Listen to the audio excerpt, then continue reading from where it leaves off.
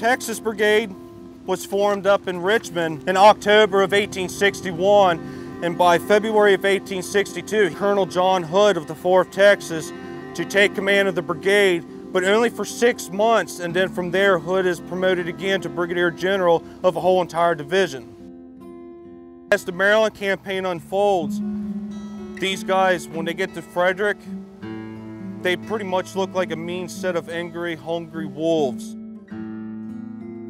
So even after a month, they still have not received anything as far as comforts. One civilian from Frederick wrote, "They are on the broad grim of all time. Oh, they are so dirty. I don't think the Potomac River could wash them clean, and how ragged they are." The Texans, we do know, were very polite. They were gentlemen when they came into the city. General Hood is in a predicament. After the Battle of Second Manassas, there are some ambulances that are captured, and there's a dispute between John Bell Hood himself and Nathaniel Evans. Texans are pretty much one of the last divisions to make their way from Hagerstown that are going to come up in relief and be plugged into the gaps wherever they're going to need to be. As Lee comes past them again, they start chanting and yelling, "Give us Hood," and Hood hears this. Lee turns around, goes back, and he requests for Hood to come up.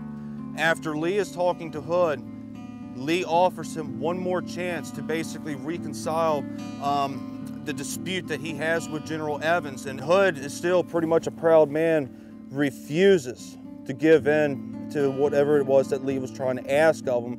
And he will ride to the top of the Turner's Gap, and with D.H. Hill and him standing there, they see the long lines of Federal soldiers coming out of Middletown that are pretty much flooding this valley. From that time, Hood quickly realizes the dire situation, and he is ordered to take his division down to Fox's Gap, and it's going to be up to these guys in order to stop the Federal tide from busting through Fox's Gap.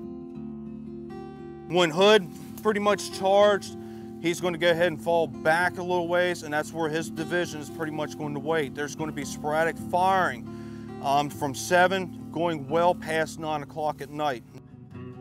Hood, what he does, even though he doesn't really do much, he stops the advance of any Union threat from possibly going through, really doing nothing but his job and deploying. That was enough to quickly have the Battle of Fox's Gap come to a complete end. We pretty much know what happens to the Texans at the Battle of Antietam. So many brigades fought up here, so many men died, and it's kind of sad to see that a lot of the same soldiers like Hood's men who could have met the same fate here, 3 days later would meet the same fate as their comrades at a place called Antietam.